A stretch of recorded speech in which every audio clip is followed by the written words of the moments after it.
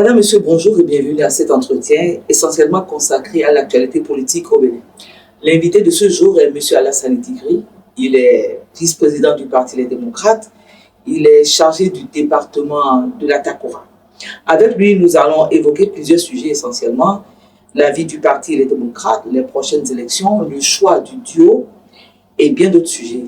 Madame, Monsieur, bonjour et bienvenue à tous. Je n'animerai pas seul cette émission, je serai accompagné de Monsieur Clément Wensavi. Clément, bonjour. Bonjour Francine Tchavi, bonjour Monsieur le ministre. Merci d'avoir accepté notre invitation. Je le rappelle, vous êtes l'invité de cet entretien. Vous êtes l'un des vice-présidents du Parti Les Démocrates. Et vous êtes là pour nous parler de ce parti-là, le plus grand parti de l'opposition du Bénin. Dites-nous, Monsieur le ministre, comment se porte le Parti Les Démocrates? Et dites-nous un peu, quel est l'historique qu'on peut retenir de ce parti? Merci beaucoup, Madame et Monsieur les journalistes. Et je voudrais, à l'entame de mon propos, saluer avec considération et beaucoup d'amour le peuple béninois, ainsi que mes chers camarades, les militants et les militantes de notre parti, le Parti Les Démocrates. Vous voulez savoir comment se porte le Parti des Démocrates. Je puis vous assurer que le parti se porte très bien. Il ne peut en être autrement parce que notre parti est né dans la douleur. Vous n'êtes pas sans savoir que notre parti, le parti du président Yahi Boni, était le parti Force Corée pour un Bénin émergent. Malheureusement, ce parti a été pris en charge par la rupture. Il s'en est suivi avec la complicité de certains cadres de ce parti, un hold-up en bonne et due forme a été réalisé. Ainsi, le président Yahi Boni a été dessaisi de son parti. Que fallait-il faire? Fallait-il céder au découragement et croiser définitivement les bras et laisser le peuple béninois à la partir du parti, des partis de la rupture, sous le leadership du président Yahi? Tous les anciens militants du parti Force Corée pour un Bénin élargi, et ceux-là, dans leur grande majorité, ont décidé de créer un nouveau parti qui puisse répondre à l'espoir et à l'espérance de notre peuple. C'est ainsi que naquit le 6 juillet 2020 le Parti Les Démocrates. Il s'est donc agi d'une rencontre majoritairement des anciens militants du parti Force Corée pour un Bénin émergent et de certains patriotes d'autres partis. En somme, le Parti Les Démocrates est la jonction entre les anciens militants du Force Corée pour un Bénin émergent et certains partenaires. Et depuis lors, le parti s'est mis à la tâche et a décidé de relever avec brio la mission que notre peuple, qui s'est immédiatement identifié à lui a assignée, à savoir la mission sacrée de restaurer dans notre pays la démocratie, l'état de droit, les libertés et le respect des droits de la personne humaine.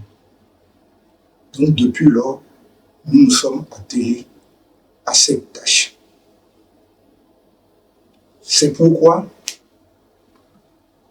nous travaillons avec courage parce que nous avons intégré le fait que le travail de restauration ne peut être conçu comme un long fleuve tranquille. C'est pourquoi nous avons, avec courage et ténacité, continué à animer la vie politique nationale, nonobstant les entraves en termes d'interdiction qui sont dressées sur notre chemin. Nous avons entrepris, sous le leadership de notre président, le président Boni Yayi, d'élargir le front de l'opposition par la mise en place du cadre de concertation des partis de l'opposition. Ainsi, depuis le congrès historique de Parakou, sous le leadership donc du président Yayi Boni, nous travaillons consciencieusement, sans tambour ni trompette, à réaliser nos obligations constitutionnelles et militantes. Voilà en quelques mots. Un parcours long, parsemé d'embûches, mais bravé par les combattants que vous êtes au sein du parti. Mais dites-nous concrètement, comment va le parti? Je dis le parti va bien. Le parti va si bien que c'est à partir du congrès historique de Parakou où le président Yayi Boni a pris en main les rênes du parti que nous avons installé sur toute l'étendue du territoire les structures de base de notre parti. C'est vrai, le peuple nous a adoptés dès la création de notre parti.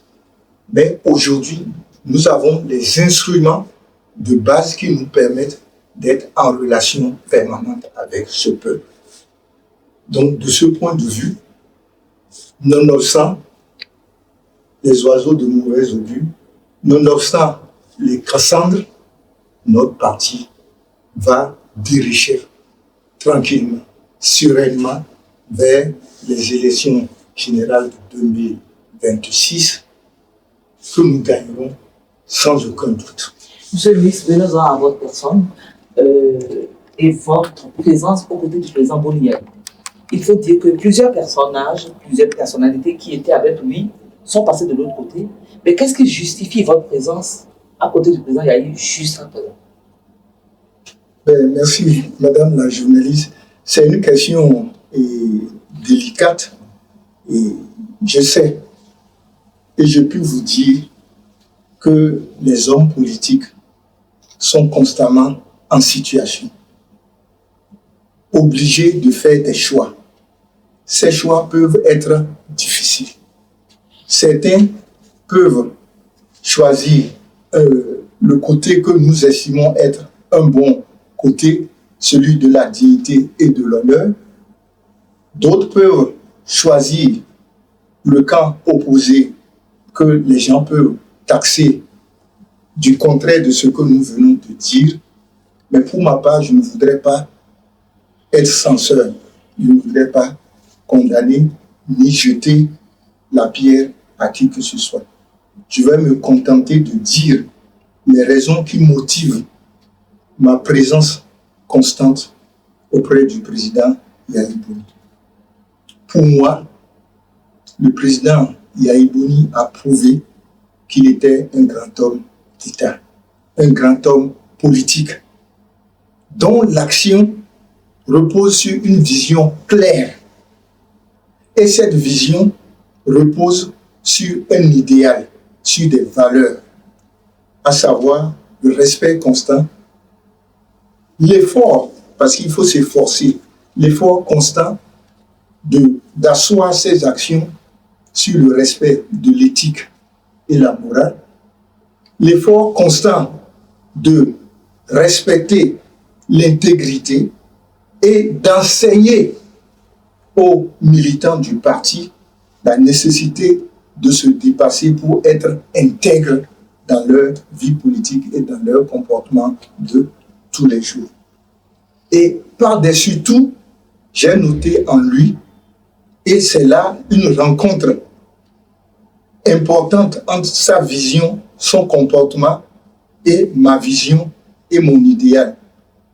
Il a une empathie extraordinaire pour le peuple.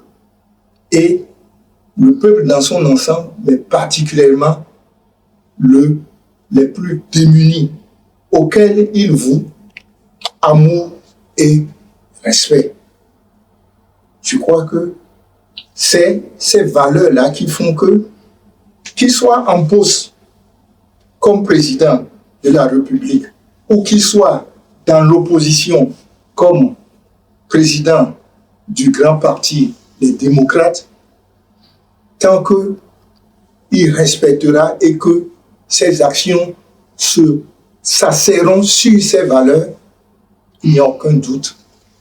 Je ne lui marchanderai pas mes efforts ni ma loyauté.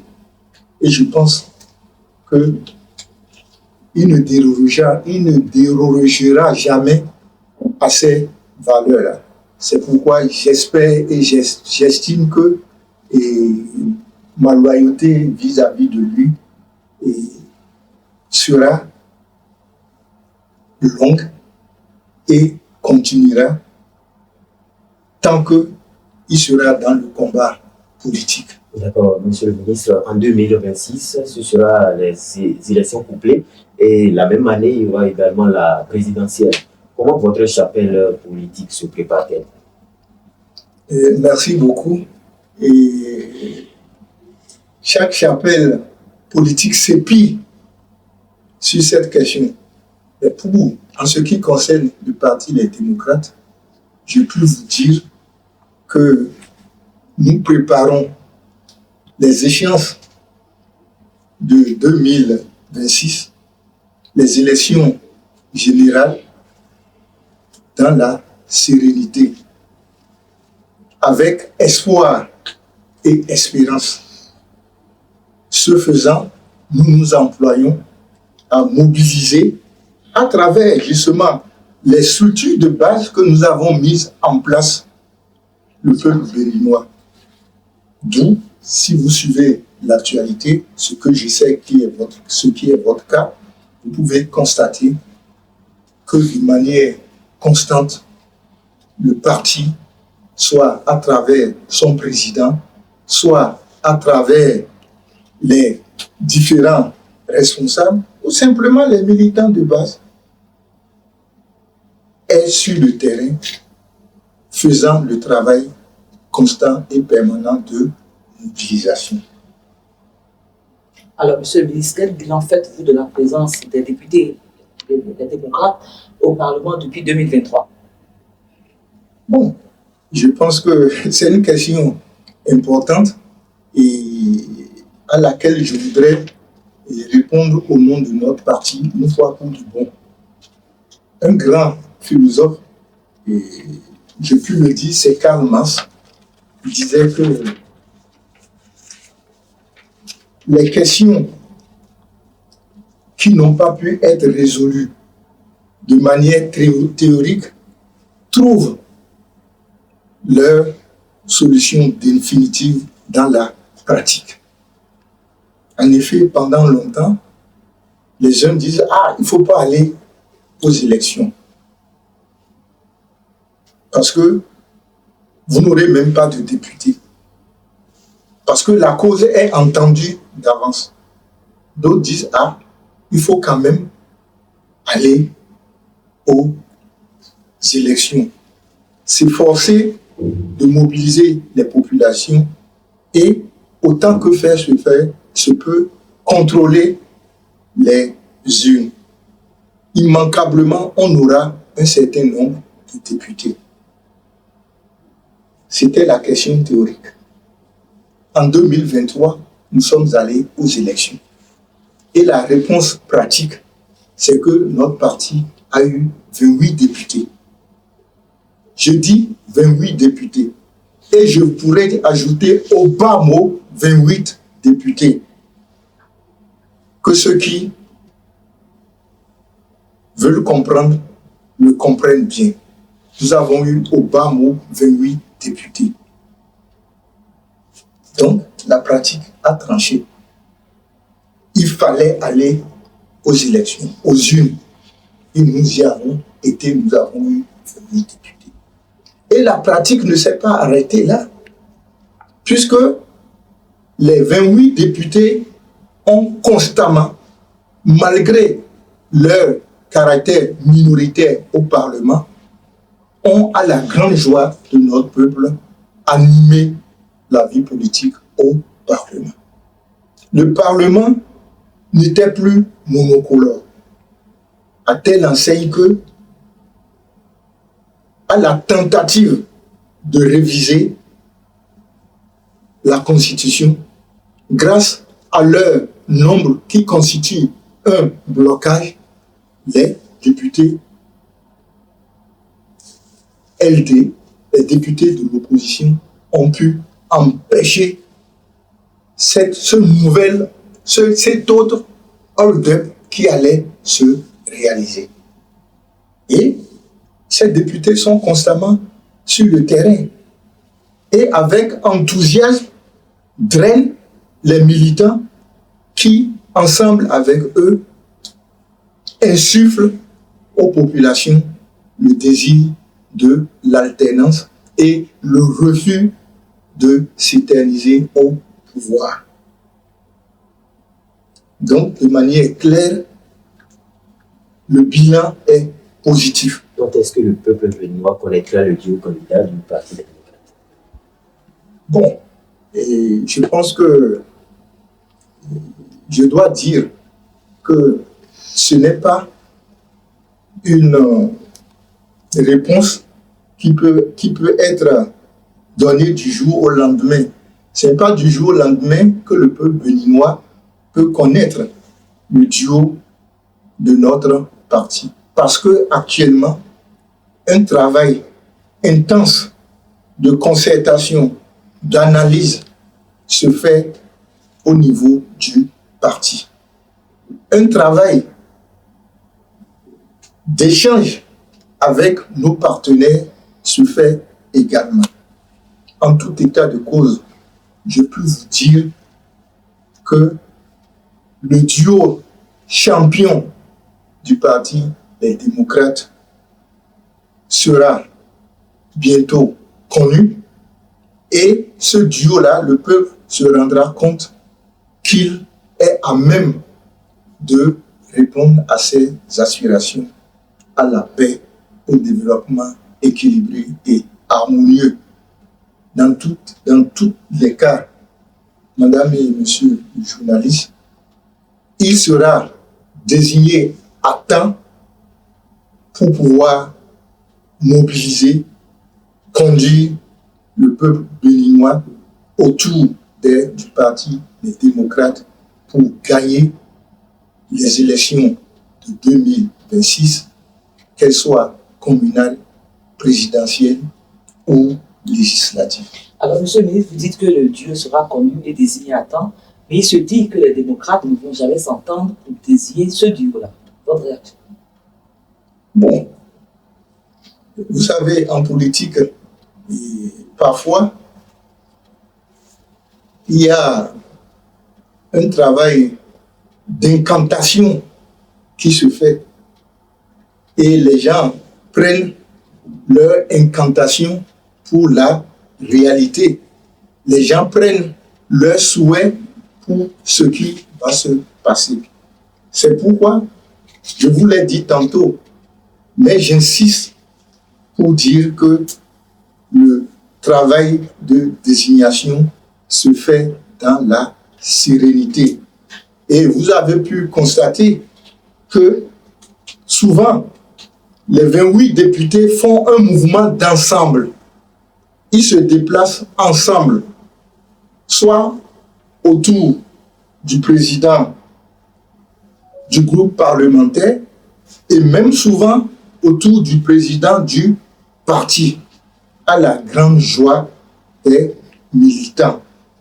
Ce n'est pas un fait du hasard, c'est un symbole qui montre qu'il n'y a pas et il n'y aura pas de dissension sur la question de la désignation du candidat, du duo champion de notre parti, le Parti Les Démocrates. C'est un parti du peuple. Nous avons une mission historique et nous allons la réaliser avec notre duo candidat. Alors, vous parlez tout à l'heure des députés du Parti des démocrates. En 2023, lorsqu'il était question d'aller aux élections, les voix se levaient et demandaient à ce que les élections soient boycottées. Les mêmes voix se lèvent déjà également pour dire la même chose pour 2026. C'est votre avis? Non, je vous ai dit, à l'entame de mon propos par rapport à cette question, j'avais expliqué clairement que la pratique a déjà tranché ce débat-là. La pratique a déjà tranché ce débat. Il faut aller aux élections. La pratique de la chaise vide ne peut que être salutaire et même souhaitée par la rupture. Parce que c'est la voie ouverte, sans aucune contestation, à l'avènement d'un Parlement monocolore. Or, dans le contexte actuel, avec un Parlement monocolore, tout est possible. Tous ceux qui, avec raison, ont combattu et l'ont pratiquement étouffé dans l'œuf les velléités de troisième mandat ou les velléités de s'éterniser au pouvoir, si nous faisons la politique de la chaise vide, ce serait signer l'inutilité de ce combat qui a été mené et qui continue d'être mené en réalité, parce que l'objectif visé en réalité dans le combat pour la nécessité de la relecture du code électoral, c'est pour que nous allions aux élections pour qu'il n'y ait pas de Parlement monocolore. Donc, ne nous trompons pas et ne créons pas nous-mêmes le contraire de ce que nous ne voulons pas. Nous ne voulons pas d'un Parlement monocolore et pour l'éviter, le peuple est prêt à nous soutenir. Nous aurons donc non seulement des députés, mais des députés en grand nombre pour pouvoir réaliser nos objectifs.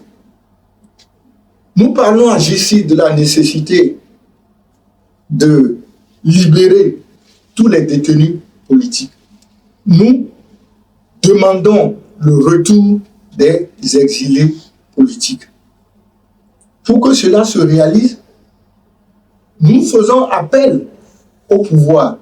Mais si nous avions une majorité écrasante, ce serait une réalité. Même si nous n'avons pas la présidence du pays, nous pouvons, sur cette base-là, obtenir un certain nombre de choses, a fortiori que nous sommes assurés, avec le soutien populaire qui est le nôtre aujourd'hui, d'avoir également la présidence de notre pays. Monsieur le ministre, nous sommes pratiquement arrivés à la fin de cet entretien. Quel est votre mot de la fin? J'invite sincèrement les militants du Parti des démocrates à continuer de garder la sérénité et à avoir confiance, à être dans l'espoir et l'espérance autour de notre leader incontesté, le président Boni Thomas Yahi. J'invite le Parti des démocrates à continuer à organiser l'opposition pour que le front de l'opposition s'élargisse de jour en jour.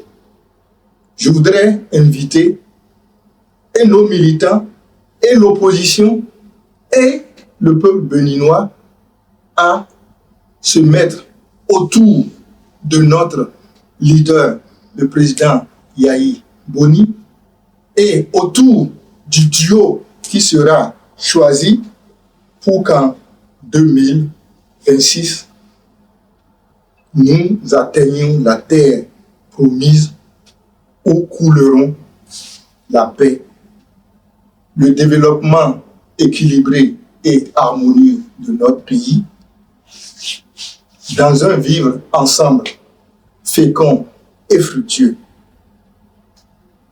Que Dieu bénisse le Bénin, qu'Allah facilite les activités de notre parti, les démocrates, et que l'Éternel des armées nous donne la victoire. Voilà, madame, monsieur, c'est la fin de cet entretien au cours duquel nous avons reçu monsieur Alassane Tigri. Il est vice-président du parti Les Démocrates, il est chargé du département de la Takora. Avec lui, nous avons parlé de certains sujets politiques, donc entre autres, la vie du parti, les prochaines élections et la désignation du duo candidat aux élections. Merci à vous, monsieur Alassane Tigri, d'avoir répondu à notre invitation. Merci à vous, Clément, d'avoir co-animé cet entretien avec moi. Et vous qui avez suivi jusqu'au bout cet entretien, nous vous disons merci de nous avoir reçus chez vous. Merci à chacun et à tous et à bientôt.